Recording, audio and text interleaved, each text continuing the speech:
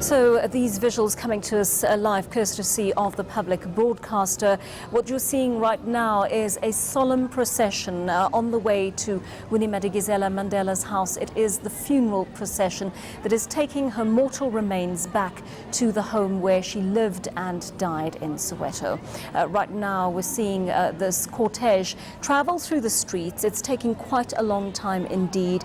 Many people thronging the streets and in fact those in charge of the procession and trying to keep the roads clear. We've seen the JMPD at work there. We've seen members of the SANDF doing their best to keep these roads as clear as possible for the funeral cortege to pass through. And some of the difficulty they are having is that many people, so many people, want to be a part of this procession, want to line up at the sides of the streets, that not only are there people standing in their queues or in their lines, there are also cars that have been parked at the sides of the streets, and they're causing the procession to be slightly delayed while they move those vehicles.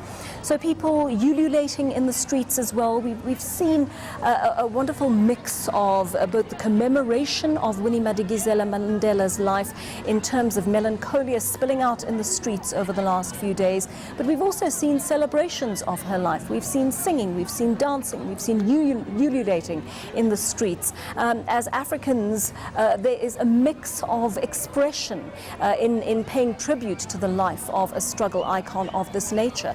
And that is what we've been seeing over the past few days, a melange, an amalgam of all these emotions that people have been feeling, that very possibly people have been carrying with them for a great number of decades, as Winnie Madikizela first led the struggle in the absence of Nelson Mandela, and then continued in her various roles after the turn of democracy.